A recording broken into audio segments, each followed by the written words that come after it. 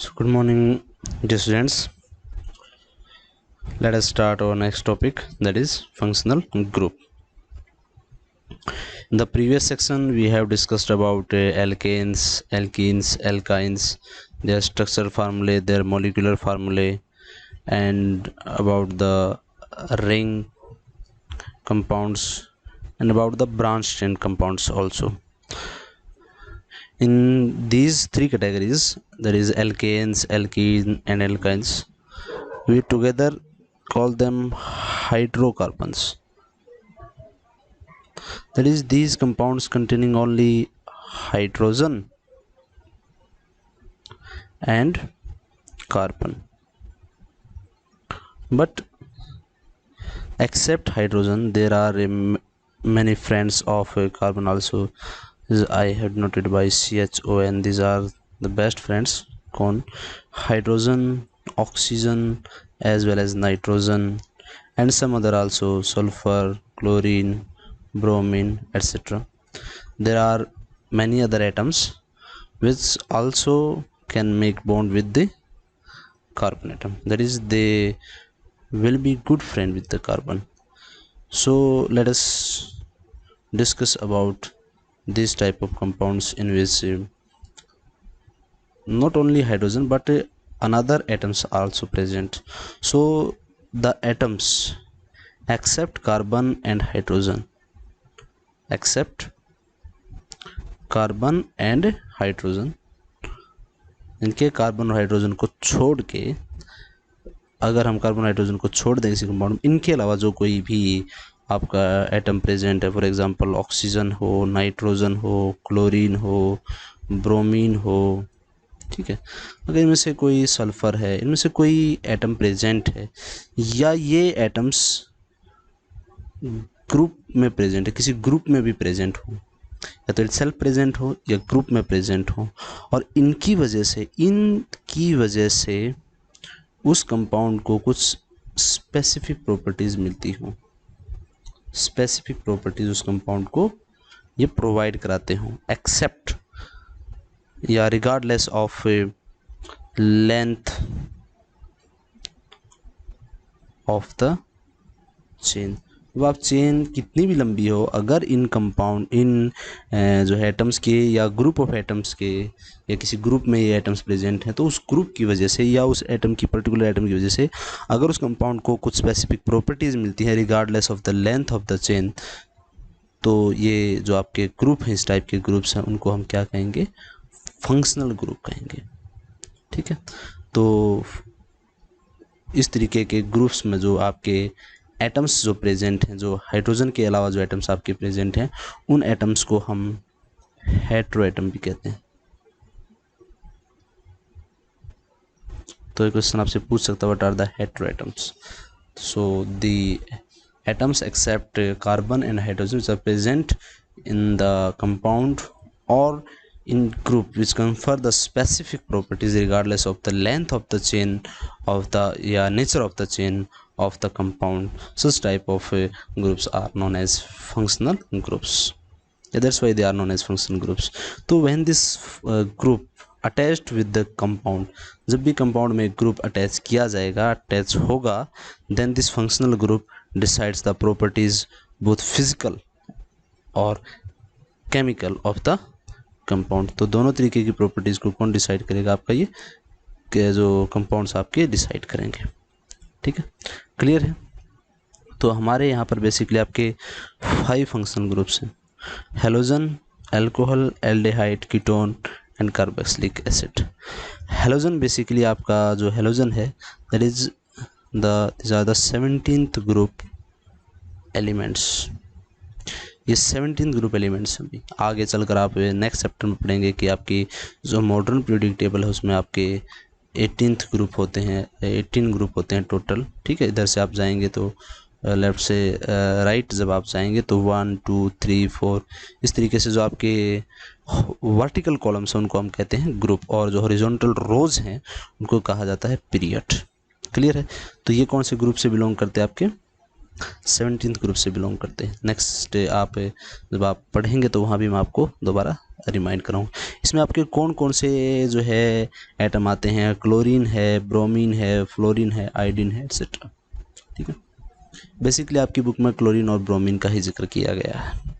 ठीक है, नेक्स्ट आपका इसमें देखिए खुद ही हेटेरो एटम है। इसमें अल्कोहल में ये एक ग्रुप है, इस ग्रुप में आपका हेटेरो एटम कौन प्रेजेंट है, ऑक्सीजन। ये जो आपके बचे हुए 4 फंक्शनल ग्रुप हैं, इन सभी फंक्शनल ग्रुप में आपका ऑक्सीजन हेटेरो एटम के तौर पर मौजूद है।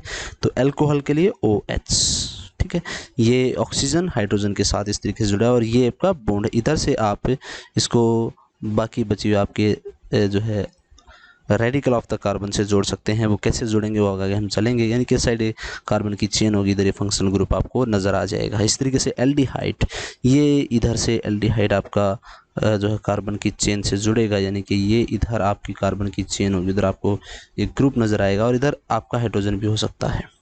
ठीक है, कीटोन, नेक्स्ट आपका कीटोन में देखिए इस तरीके से सिंबल CO बोल सकते हैं आप, इस तरीके से ड्रॉ कर सकते हैं। इसके दोनों साइड कार्बन के 2 बॉन्ड प्रेजेंट, 2 बॉन्ड जो अभी तक जो आपके फॉर्मेशन नहीं हुई, ये दोनों बॉन्ड्स अभी तक आपके जो है नहीं बने। तो दोनों ही साइड रेडिकल ऑफ कार्बन से, यानी कि दोनों साइड कार्बन से ही जुड़ेगा, ये कार्बन हाइड्रोजन से नहीं जुड़ सकता। और ऐसा क्यों है, देखिए अगर आप इसको हाइड्रोजन से जोड़ देते हैं तो ये जो ग्रुप आपका बन जाता है that is aldehyde. That's why we cannot attach this carbon with the hydrogen. It is always connected with the carbon. Last one group is the carboxylic group, COOH. In this carbon is attached with the double bond with the oxygen and this single bond with OH. Remember that this is not a alcohol group. This whole group is our carboxylic group. You cannot say that this ketone or alcohol are mixed. So this is a particular functional group, that is our carboxylic group, and it is not this symbol COOH. One more group which we want to discuss here is ester group. The ester group, this is like this, इधर आपका hydrogen ना हो के कोई carbon की chain हो दोनों side, यानी कि इस तरीके से आपका अगर हो तो एस्टर ग्रुप बन जाता है, आपके एस्टर होंगे। ठीक है, बट एस्टर के बारे में आपको यहाँ पर डिस्कस नहीं करना है। तो हमारे लिए जहन में ये 5 फंक्शनल ग्रुप्स ही रहेंगे। ये 4 फंक्शनल ग्रुप्स, इनमें ऑक्सीजन हेटेरो एटम प्रेजेंट है और ये एक अलग से जिनमें खुद ही वो जो एटम है वो प्रेजेंट है। तो आपसे भी क्वेश्चन पूछ सकता है कि एल्डिहाइड में जो हेटेरो एटम है वो कौन है, कार्बन है कि हाइड्रोजन है कि ऑक्सीजन है। ठीक है, तो रिमेंबर कार्बन और हाइड्रोजन को छोड़ के कोई भी अगर आपका कंपाउंड में कोई एटम प्रेजेंट है दैट इज़ हेटेरो एटम। अब ये कंपाउंड्स बनते कैसे हैं, तो बेसिकली हमारे माइंड में जो है एल्कोहल्स जो आपके एल्कीन्स और एल्काइंस की फॉर्मेशन है, वो फॉर्मेशन हमारे ध्यान में है। तो हम उसी से इसको समझने की कोशिश करते हैं कि किस तरीके से कंपाउंड्स बनेंगे। तो हमने करना क्या है, सिर्फ कार्बन की वैलेंसी को सेटिस्फाई करना, और उस वैलेंसी को सेटिस्फाई करने के लिए हमने क्या करना है, जितने हाइड्रोजन एटम्स को रिमूव करने की आवश्यकता होगी उतने हम क्या करेंगे, रिमूव करेंगे, उतने के हम रिप्लेस करेंगे by using the functional group. For example OH, suppose कीजिए दिस OH एक ग्रुप ना होकर एक ये एटम है, तो इसको कनेक्ट करने के लिए सिर्फ एक ही जो है आपके सिंगल बॉन्ड की आवश्यकता है, यानी कि सिंगल बॉन्ड आता है, हाइड्रोजन भी एक ही बॉन्ड बनाता है। अगर आप H को OH से रिप्लेस करना चाहते हैं तो आपको एक OH ही रिमूव करने की जगह उसकी जगह पर आप OH को रिप्लेस कर सकते हैं। ठीक है, इन प्लेस ऑफ हाइड्रोजन। तो इसको एक एग्जांपल से समझ लेते हैं। देखिए यहाँ पर एक मीथेन आपके पास ये कंपाउंड है। ठीक है, इसमें से मैंने इस हाइड्रोजन को रिमूव कर दिया। ठीक है, और कोई फंक्शनल ग्रुप ऐड कीजिए, फॉर एग्जांपल मैंने अल्कोहल फंक्शनल ग्रुप को ऐड कर दिया, ये जो है OH ने इससे H की जगह ले ली है। ठीक है, तो ये मॉलिक्यूलर फार्मूला क्या बना, आपको इस तरीके से कट करेंगे, ये CH3 है और बाद में फंक्शनल ग्रुप लिखा जाएगा OH। सिमिलरली इधर से H को रिमूव करके मैं यहाँ क्या जोड़ रहा हूँ, क्लोरीन को जोड़ रहा हूँ। ठीक है, इधर मैंने एक एग्जांपल लिया, ये आपका CHO ग्रुप था, उसके साथ मैं R रेडिकल ऑफ कार्बन या फिर हाइड्रोजन को अटैच कर सकता हूँ। रेडिकल क्या होते हैं, एक हाइड्रोजन को रिमूव कर दीजिए वो रेडिकल हो जाएगा आपका। एक या दो जो हाइड्रोजन रिमूव किए होते हैं, कंप्लीट मॉलिक्यूलर फार्मूला नहीं लिखा हुआ होता है, तो वो आपका रेडिकल कहलाता है कार्बन का। तो यहाँ आप R भी जोड़ सकते हो, और बेसिक जो है कंपाउंड की फॉर्मेशन के लिए हमने क्या कर दिया, यहाँ पर हाइड्रोजन को जोड़ दिया है। ठीक है। तो यहाँ पर हमने जिक्र किया सिंपलेस्ट कंपाउंड का, तो इसको H से जोड़ के देख सकते हैं, तो HCH एक कंपाउंड बन गया। इधर COOH के साथ H जोड़ दिया, COOH बन गया। इधर CH3 में से एक H को रिमूव करके COOH जोड़ दिया, तो ये कंपाउंड बन गया है। ठीक है। और भी एक एग्जांपल ले सकते हैं, लेकिन कीटोन के केस में आपको क्या करना है, जैसे कि मैंने आपको बताया था भाई, कीटोन के केस में आप बोथ साइड कार्बन ही जोड़ेंगे। अब कार्बन की वैलेंसी को सेटिस्फाई करने के लिए आप हाइड्रोजन अटैच कर सकते हैं इस तरीके से। ठीक है।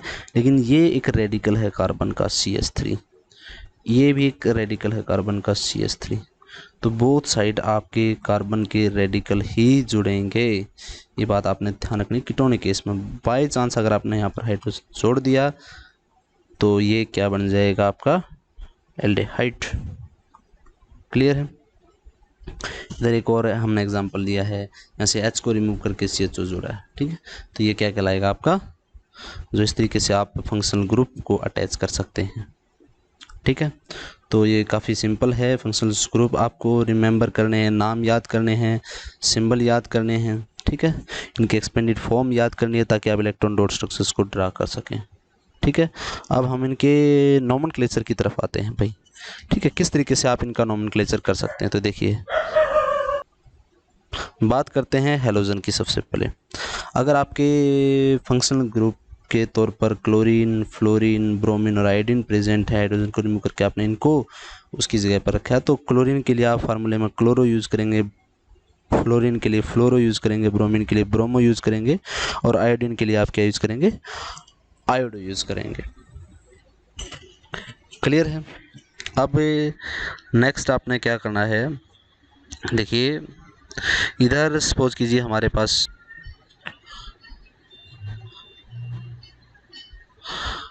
इस तरीके से हमारे पास एक कंपाउंड प्रेजेंट है।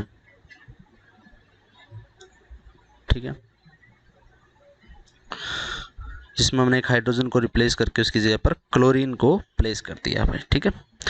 तो हमने क्लोरीन के एटम्स की संख्या गिननी है, कितने हैं, 1 है। अगर 2 हो तो 2 के लिए आपको 1 के लिए यूज़ नहीं करना, 2 के लिए आपको डाई वर्ड यूज़ करना है, 3 के लिए आपको ट्राई वर्ड यूज़ करना है, 4 अगर चारों हों तो आप टेट्रा वर्ड यूज़ कर सकते हो। ठीक है। तो अगर यहाँ पर हाइड्रोजन ही होता, इसको रिमूव करने से पहले जो कंपाउंड का नाम था, name of the compound as it is रहेगा। नेम ऑफ कंपाउंड क्या रहेगा, एज इट इज़ जो आपका था। इधर आपको ऐड करना है, अगर 1 क्लोरीन है तो क्लोरो, 2 क्लोरीन है तो डाई, 3 है तो ट्राई, 4 है तो टेट्रा। ठीक है। उधर आपका क्लोरीन से पहले जब हाइड्रोजन थी क्लोरीन के प्लेस पर, तो जो कंपाउंड का नाम था वही रहेगा। फॉर एग्जांपल इसका अगर हम जिक्र करें तो यहाँ पर अगर क्लोरीन की जगह पर हम हाइड्रोजन रखते हैं तो इस कंपाउंड का नाम क्या था, मीथेन था। नंबर ऑफ एटम्स कार्बन के 1 थे, तो वो एल्केन से बिलोंग कर रहा था, तो मीथेन, और हमने प्लस में क्या ऐड कर दिया, क्लोरो, तो क्या बन गया, क्लोरो मीथेन। अगर सपोज कीजिए इसकी जगह पर भी आपका क्लोरीन हो, इधर भी आपका एक जो है क्लोरीन ही है, तब क्या हुआ ऐसी स्थिति में, तो आपके पास 2 क्लोरीन है तो डाई क्लोरो मीथेन, तो इस कंपाउंड का नाम क्या बन जाएगा, डाई क्लोरो मीथेन। आपकी बुक में फर्स्ट पेज पर ही एक क्लोरोफॉर्म के बारे में दिया गया है, CHCl3। ठीक है। देखिए इसका IUPAC नेम आप खुद से ट्राई कीजिए। ठीक है। इधर ब्रोमीन के बारे में आप जिक्र कर सकते हैं, 2 ब्रोमीन है तो डाई ब्रोमो, मीथेन है मीथेन, सिंपल। अब आते हैं for remaining functional group. Remaining functional group के लिए आपको क्या करना है भाई, हाइड्रोजन के लिए जो आपका हाइड्रोजन को रिमूव करने से पहले, रिप्लेस करने से पहले जो कंपाउंड का नाम था वो लिखिए। ठीक है। या फिर आप number of atoms of carbon count करके उसका नाम लिख सकते हैं, क्योंकि इन फंक्शनल ग्रुप में खुद ब खुद जो है कार्बन के एटम्स भी प्रेजेंट है। वो फंक्शनल ग्रुप के भी एटम्स, कार्बन के एटम्स की संख्या आपको गिननी होगी। ठीक है। एक एग्जांपल से देखेंगे हम। तो आपको क्या करना है, number of atoms of carbon जो काउंट करना है और आइडेंटिफाई करना फंक्शनल ग्रुप को। फंक्शनल ग्रुप को आइडेंटिफाई करने के बाद आपको क्या करना है, जितने भी कार्बन हैं उसके लिए आप अपने लेवल पर, जो आपकी जो 10th क्लास के लेवल तक की अगर हम बात करें तो वहाँ पर काफ़ी सिंपल है। उधर आपको सारे एल्केन सीरीज से ही मिलते हैं। तो कार्बन की संख्या गिन के उस कंपाउंड का नाम लिख दीजिए। मान लीजिए 4 थे तो 4 के लिए क्या नाम होता अगर वो एल्केन से बिलोंग करा तो ब्यूटेन। प्लस आपको क्या करना भाई, देखिए इधर आपको ये जो वर्ड है, देखिए अल्कोहल के लिए आपको लास्ट के 2 डिजिट यूज़ करने OL, कीटोन के लिए लास्ट के 3 डिजिट यूज़ करने ONE, एल्डिहाइड के लिए फर्स्ट के 2 डिजिट यूज़ करने AL, और इसके लिए कार्बोक्सिलिक एसिड खुद ही नाम है तो इसके लिए आपको ओइक एसिड यूज़ करना। ठीक है, तो इन सभी में आप देख रहे हैं स्टार्टिंग वोवल से हो रही है, AEIOU में से हो रही है, तो उसको हमने यहाँ पर ई को रिमूव करना होगा। आपका एल्केन से बिलोंग करता हो, चाहे एल्कीन से बिलोंग करता हो, चाहे एल्काइन से बिलोंग करता हो, लास्ट में ई तो आता ही है। ठीक है, अगर कोई single double triple bond present हो तो आप उस हिसाब से नाम लिखेंगे कार्बन की एटम्स की संख्या गिन के, और अगर नहीं है सारे सिंगल ही बॉन्ड हैं, सिर्फ फंक्शनल ग्रुप को रिमूव छोड़ दें आप, कार्बन कार्बन एटम्स के बीच में सारे सिंगल ही बॉन्ड हैं, तो आप सिंपल सी जाहिर सी बात इस तरीके से नाम लेंगे। तो ई को रिमूव करके जो भी functional group present, for example आपका एल्कोहल प्रेजेंट है तो OL जोड़ देंगे। ठीक है, तो यहाँ एक एग्जाम्पल लिया हुआ हमने, मीथेन के साथ H रिमूव करके हमने OH जोड़ा, तो फार्मूला क्या बना आपका CH3OH। तो इधर क्या होगा आपका मीथेन होता प्लस आपको OL जोड़ना, लेकिन ये वावल होने की वजह से आपको ये ई का क्या करना पड़ेगा, रिमूव। तो आपका क्या नाम पड़ेगा कंपाउंड का, मीथेनॉल। इधर आइए CH3COCH3, कार्बन के एटम्स की संख्या गिनिए। कार्बन के एटम्स की संख्या कितनी हुई, 3। फंक्शनल ग्रुप क्या है, कीटोन। 3 कार्बन एटम्स के लिए आपको क्या करना, प्रोपेन रिमूव करना अपने ई को और ऐड करना है ONE, तो क्या नाम बनेगा, प्रोपेनॉन। इधर आइए कार्बन के एटम की संख्या 1 के लिए मीथेन, लेकिन फंक्शनल ग्रुप कौन सा है, एल्डिहाइड। एल्डिहाइड के लिए आप क्या यूज़ करेंगे, AL। ई को रिप्लेस कीजिए और AL जोड़ दीजिए मिथेनॉल। ठीक है, अब आपको इन कुछ कंपाउंड्स के जो है नाम आपने जो है ट्राई करने हैं अपने, जो आपके लिए ये रफ आपके लिए होमवर्क रहेगा। ठीक है, तो इस वीडियो लेक्चर्स को हम यही रेस्ट करते हैं। नेक्स्ट लेक्चर्स में हम होमोलॉगस सीरीज़ के एक टॉपिक, छोटा सा टॉपिक आपका, उसको डिस्कस करेंगे। उसके बाद chemical properties of the carbon compounds को डिस्कस करेंगे, जो आपका मेन पोर्शन है इस चैप्टर का।